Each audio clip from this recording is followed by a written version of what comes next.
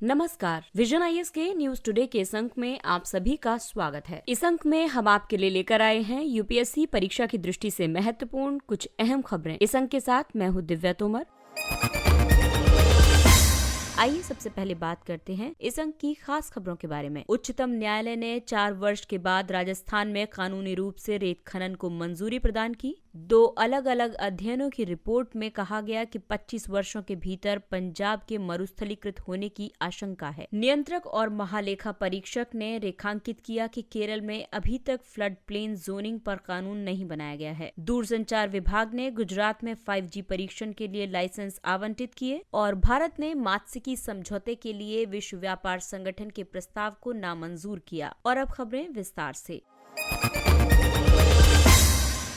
Supreme court ने 4 वर्ष के बाद राजस्थान में कानूनी रूप से रेत खनन को मंजूरी प्रदान कर दी है। सुप्रीम कोर्ट ने राजस्थान में नदी तल से रेत खनन को मंजूरी प्रदान की है। साथ ही इस मामले को देखने के लिए केंद्रीय अधिकार प्राप्त समिति यानी CEC द्वारा की गई सिफारिशों को भी स्वीकृति प्रदान की गई है। अपने निर्णय में न्यायालय ने खातेदारी पट्टों को समाप्त करने की CEC की एक अन्य सिफारिश को भी मंजूरी दी है। ये पट्टे नदी तल से 5 किलोमीटर के दायरे के अंतर्गत स्थित हैं। इससे पहले वर्ष 2017 में राजस्थान में वैध रेत खनन को पर्यावरणीय मंजूरी के अभाव और एक वैज्ञानिक पुनर्प्राप्ति अध्ययन के कारण सुप्रीम कोर्ट ने प्रतिबंधित कर दिया था। हालिया निर्णय का महत्व ये होगा कि ये अवैध रेत खनन पर अप्रत्यक्ष रूप से रोक लगाएगा और कानून व्यवस्था में सुधार लाएगा। इससे उपभोक्ताओं के लिए बेहतर मूल्य की प्राप्ति सुनिश्चित होगी। साथ ही राज्य को रॉयल्टी प्राप्त करने में मदद मिलेगी। दरअसल अवैध रेत खनन के कई कारण हैं, जैसे कि आपूर्ति और मांग में असंतुलन, अप्रभावी नीतियां और खराब निगरानी व्यवस्था, खनन कंपनियों के बीच गठजोड़। इसके अलावा नौकरशाही और कानून प्रवर्तन एजेंसियां दोषियों के विरुद्ध सख्त कार्रवाई नहीं करती हैं। दरअसल अवैध रेत खनन से कई प्रतिकूल प्रभाव पड़ते हैं, जैसे कि नदी तल अस्थिर हो जाता है, नदी प्रणाली पर निर्भर जीवों के प्राकृतिक पर्यावासों का विनाश होता है, भूजल प्रदूषण होता है और जल स्तर में गिरावट आती है। खान और खनिज विकास और विनियमन अधिनियम 1957 के अंतर्गत रेत एक गौण खनिज के रूप में परिभाषित है। भारत में रेत खनन की स्थिति की बात करें तो राज्य सरकार अवैध रेत खनन को रोकने के लिए नियम बनाती हैं। पर्यावरण, वन और जलवायु परिवर्तन मंत्रालय ने रेत खनन के लिए प्रवर्तन और निगरानी दिशा निर्देश 2020 जारी किए हैं। इसके तहत राज्यों द्वारा नदी का ऑडिट किया जाएगा। राज्यों द्वारा जिला स्तर पर समर्पित टास्क फोर्स का गठन किया जाएगा। प्रतिकूल प्रभावों को कम करने के लिए नदी तल की रेत के लिए पुनः आपूर्ति अध्ययन आयोजित करना भी इसमें शामिल है।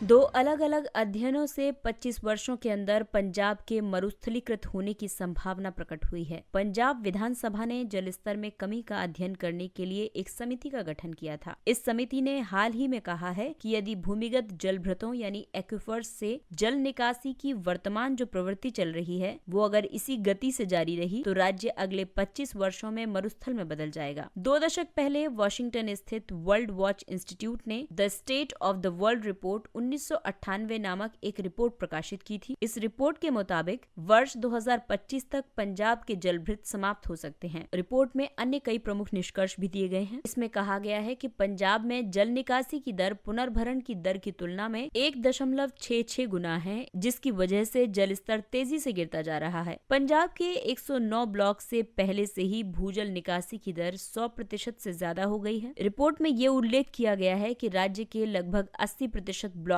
पहले ही सूख चुके हैं और 4% सूखने की कगार पर हैं। जल के अधिक दोहन के लिए उत्तरदायी प्रमुख कारण है दोषपूर्ण फसल पद्धति को अपनाना। हरित क्रांति के दौरान बड़े पैमाने पर धान की फसल का उत्पादन किया गया था। इसकी वजह से कृषि भूमियों पर एक मोटी सख्त परत बन गई है। इससे जल के पुनर्भरण की प्रक्रिया बाधित हो जाती है तथा वर्षा का जल वाष्पीकृत होकर खर्च हो जाता है। धान की फसल को बहुत ज्यादा पानी की आवश्यकता होती है। उदाहरण के लिए 1 किलो चावल उगाने के लिए कम से कम 4000 लीटर जल की आवश्यकता पड़ती है। इस रिपोर्ट में कुछ सिफारिशें भी की गई हैं, जैसे कि चावल का प्रत्यक्ष बीजारोपण यानी कि DSR पद्धति को लागू करना चाहिए। किसानों को फसल प्रतिरूपण जैसे कि कपास के लिए प्रोत्साहित किया जाना चाहिए। जल संसाधन विभाग को खान और खनिज विभाग से अलग करना चाहिए। एक जल ऋण योजना का शुभारंभ करना चाहिए, जिसके तहत जल संरक्षण का कार्य करने वालों को पुरस्कृत किया जाएगा। इसके अलावा नगर पालिका अपशिष्ट में से जल के पुनर्चक्रण को भी प्रेरित किया जाएगा।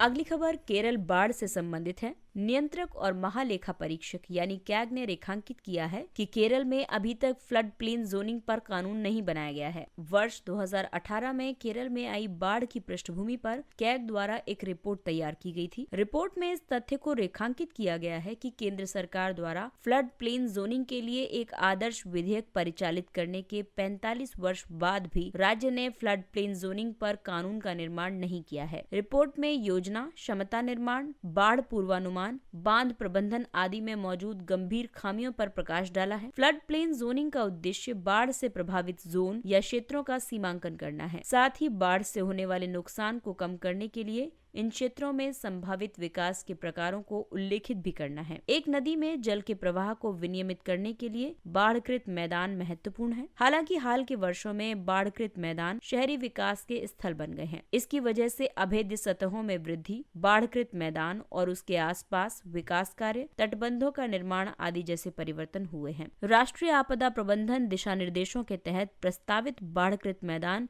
और जोन्स की घटकों की बात करें, अब यहाँ बाढ़कृत मैदानों को 3 कैटेगरीज में डिवाइड किया गया है, जिसमें जो फ्लड वे है वो सेंट्रल पार्ट है, यानी कि प्राथमिक बाढ़ विपदा का जो केंद्र है वो वही है। अब फ्लड वे में क्या होता है कि बाढ़ की आवृत्ति 10 वर्षों में एक बार आती है। इसके तहत उद्यानों, बगीचों और खेल के मैदानों जैसे खुले स्थानों की अनुमति है। इसके अलावा वाणिज्यिक भवनों तथा सार्वजनिक उपयोगिता से संबंधित भवन के निर्माण की अनुमति नहीं है। अब जो दूसरा क्षेत्र है उसे फ्लड वे फ्रिंज के नाम से जाना जाता है। ये द्वितीयक बाढ़ विपदा क्षेत्र है। अब यहाँ निर्माण कार्य करने के लिए प्राथमिकता के 2 क्षेत्र हैं। जिसे पहली प्राथमिकता दी जाएगी वो क्षेत्र है जहाँ पर बाढ़ की आवृत्ति 25 वर्ष या उसके बाद की है। यहाँ वर्षण आवृत्ति 10 वर्ष में एक बार होती है। इसमें डिजाइन घटक ये हो सकता है कि यहाँ सुभेद्य क्षेत्रों में स्थित भवनों का निर्माण स्तंभों और शहतीरों पर किया जाना चाहिए। वहीं दूसरी प्राथमिकता उन क्षेत्रों को दी जाएगी जहाँ पर बाढ़ की आवृत्ति 100 वर्षों में एक बार आती है और यहाँ वर्षण आवृत्ति 50 वर्ष में एक बार होती है। तो ऐसे क्षेत्रों में रक्षा प्रतिष्ठान, उद्योग, सार्वजनिक उपयोगिता घटक जैसे कि अस्पताल, विद्युत प्रतिष्ठान और रेलवे स्टेशन आदि को बनाया जा सकता है। इसी तरह से फ्लड वे के लेफ्ट साइड में जो स्थान होता है उसे भी द्वितीयक बाढ़ आपदा का क्षेत्र माना जाता है और इसे फ्लड वे फ्रिंज के अंतर्गत रखा जाता है। इसके भी तहत 2 प्राथमिकताएं हैं। इसमें पहली प्राथमिकता उन्हें दी जाती है जहां बाढ़ की आवृत्ति 100 वर्ष में एक बार है, वर्षण आवृत्ति 50 वर्ष में एक बार है। ऐसे स्थान सार्वजनिक उपयोगिता एवं वास योग्य भवनों के निर्माण के लिए सुरक्षित जोन है। इन्हीं स्थानों में दूसरी प्राथमिकता उनको दी जाती है जहां बाढ़ की आवृत्ति 25 वर्ष में एक बार होती है, वर्षण आवृत्ति 10 वर्ष में एक बार होती है और भवन निर्माण प्रक्रिया में कुछ तत्वों को शामिल करके तथा विशिष्ट डिजाइन निर्धारित करके वास योग्य भवन निर्माण की अनुमति है। आइए अब बात करते हैं भारत में फ्लड प्लेन जोनिंग नीतियों के बारे में। फ्लड प्लेन जोनिंग राज्य सरकार के दायरे के अंतर्गत आती है क्योंकि ये नदी तट की भूमि से संबंधित है और भूमि राज्य सूची का एक विषय है। Model bill for flood planning zone बाढ़कृत मैदान के सर्वेक्षण, बाढ़कृत मैदानों की सीमा अधिसूचित करना, बाढ़कृत मैदानों के उपयोग पर निषेध या प्रतिबंध आदि के संबंध में प्रावधान करता है। बाढ़ के लिए राष्ट्रीय आपदा प्रबंधन दिशा निर्देशों में बाढ़कृत मैदानों का विनियमन और फ्लड प्लेनिंग जोन को लागू करना शामिल है।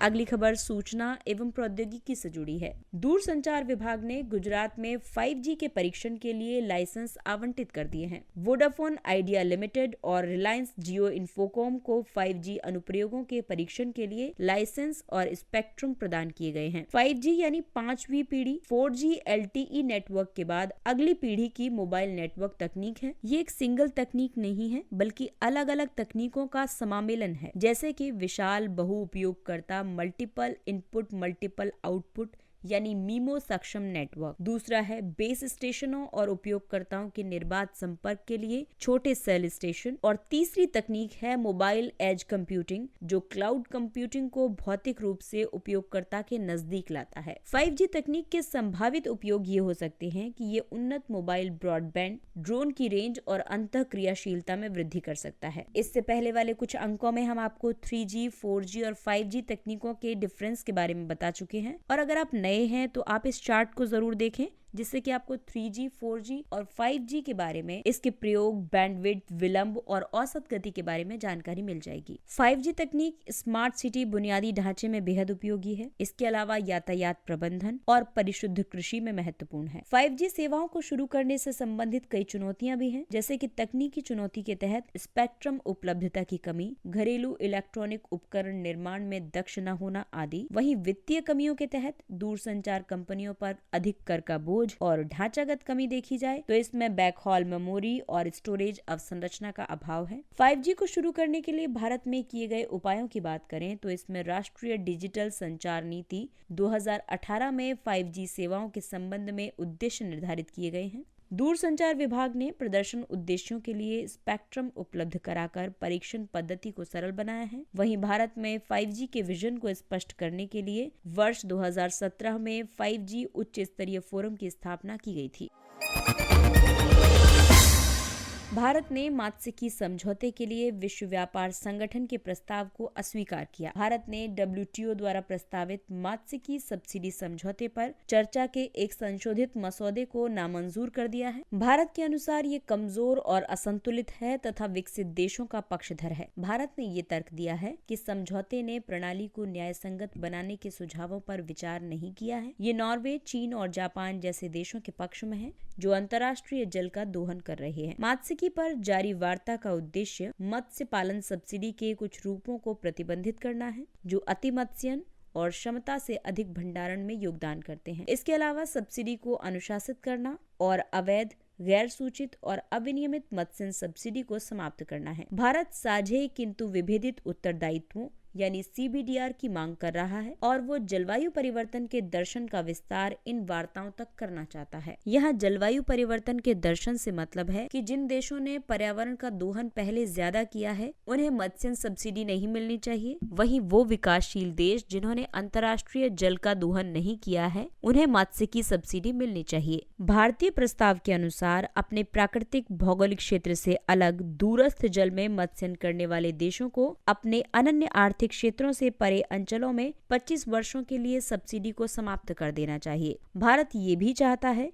कि विकासशील देशों को अपने दायित्वों का पालन करने के लिए अधिक समय मिले और इसके द्वारा दी जाने वाली सब्सिडी भारत में निर्धन मछुआरों को स्थायित्व प्रदान करने के लिए प्रयोग की जाए। भारत विश्व में दूसरा सबसे बड़ा मत्स्य उत्पादक देश है और ये लगभग 16 मिलियन भारतीय मछुआरों को आजीविका प्रदान करता है। भारत जलीय कृषि के माध्यम से मछली का एक प्रमुख उत्पादक भी है और चीन के बाद विश्व में दूसरे स्थान पर है।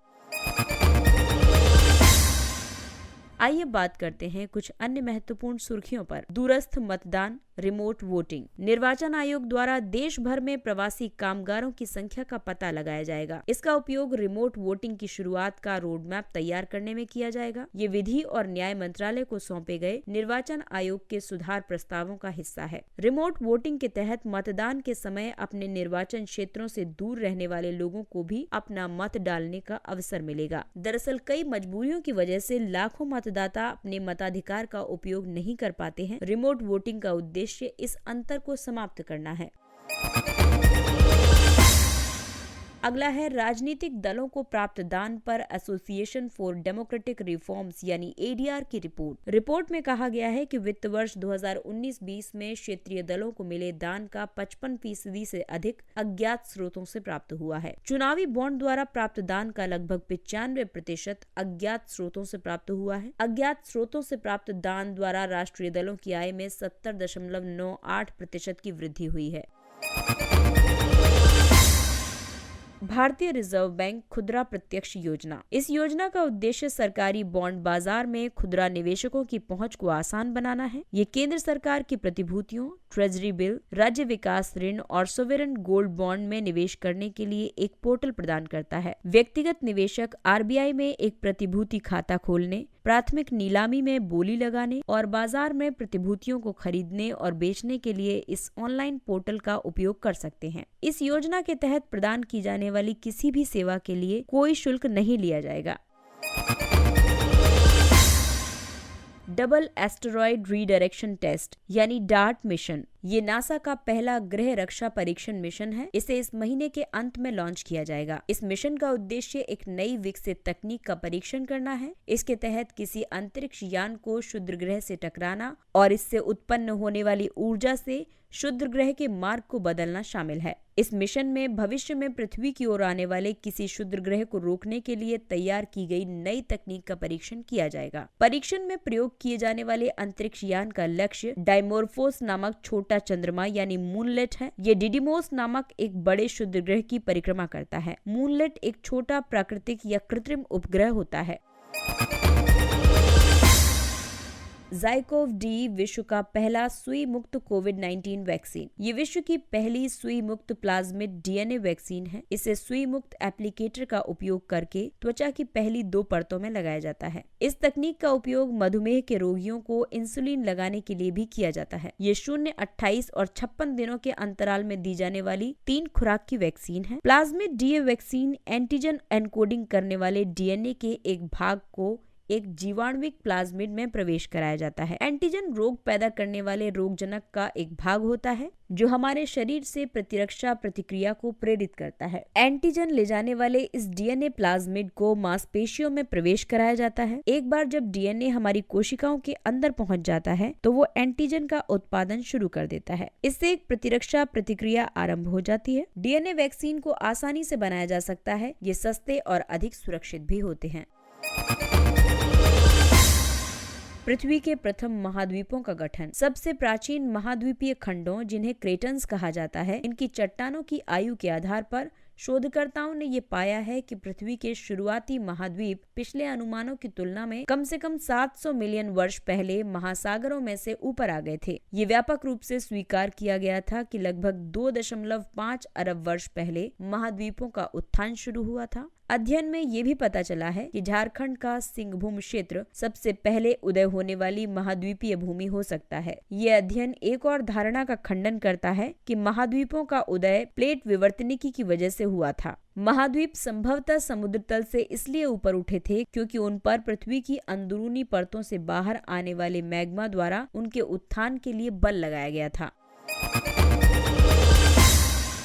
चारधाम राजमार्ग परियोजना। हाल ही में सुप्रीम कोर्ट ने सुरक्षा और पर्यावरण संबंधी चिंताओं के समाधान के लिए चारधाम राजमार्ग परियोजना पर सावधानी से आगे बढ़ने पर बल दिया है। वर्ष 2016 में चारधाम हाईवे प्लान पर कार्य शुरू किया गया था। इसके द्वारा उत्तराखंड के 4 प्रमुख मंदिरों बद्रीनाथ, केदारनाथ, गंगोत्री और यमुनोत्री को शामिल करते हुए चारधाम सर्किट में सभी मौसम में कनेक्टिविटी प्रदान करने के लिए पहाड़ी सड़कों को चौड़ा किया जाना है। हालांकि इससे संबंधित कई रक्षा चिंताएं भी हैं। इसी संदर्भ में रक्षा मंत्रालय ने 3 राष्ट्रीय राजमार्गों ऋषिकेश से माणा, ऋषिकेश से गंगोत्री और टनकपुर से पिथौरागढ़ पर सुरक्षा संबंधी चिंताएं व्यक्त की थी, क्योंकि ये सामरिक महत्व की सड़कें हैं और चीन की सीमा तक जाती हैं। साथ ही कुछ पर्यावरण संबंधी चिंताएं भी मौजूद हैं, क्योंकि हिमालयी पारिस्थितिकी पर इनके संभावित प्रभाव होंगे।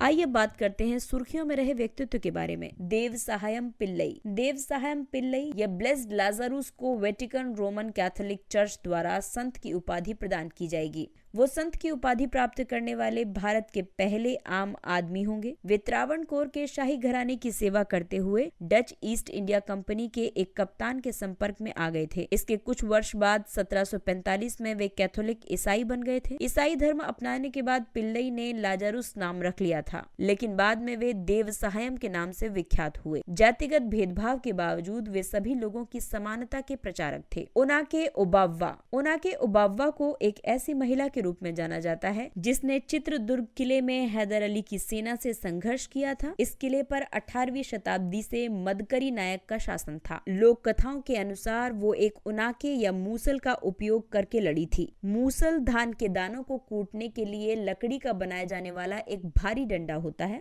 ओनाके को कर्नाटक में अबक्का रानी, कलाड़ी चेन्नम्मा और कित्तूर चेन्नम्मा के साथ एक प्रमुख महिला योद्धा और देशभक्त तथा कन्नड़ महिला गौरव का प्रतीक माना जाता है। जाता है। तीसरे व्यक्तित्व है नृपेंद्र मिश्रा। ये एक सेवानिवृत्त IAS अधिकारी हैं, जिन्हें वर्ष 2021 के पद्म भूषण पुरस्कार से सम्मानित किया गया है। उन्हें ईमानदार और कठोर मेहनत करने वाले, परिणाम उन्मुख, निर्णायक, कुशल और सख्त कार्यपालक के रूप में जाना जाता है। नृपेंद्र मिश्रा ने प्रधानमंत्री के मुख्य सचिव के रूप में कार्य किया है। जापान और भारत के बीच आर्थिक संबंधों को मजबूत करने में उनके योगदान के लिए उन्हें राइजिंग सन, गोल्ड और सिल्वर स्टार अवार्ड से सम्मानित किया जा चुका है। नृपेंद्र मिश्रा को राम मंदिर निर्माण समिति का अध्यक्ष नियुक्त किया गया है। उन्होंने भारतीय दूरसंचार विनियामक प्राधिकरण ट्राई के अध्यक्ष के रूप में भी कार्य किया है।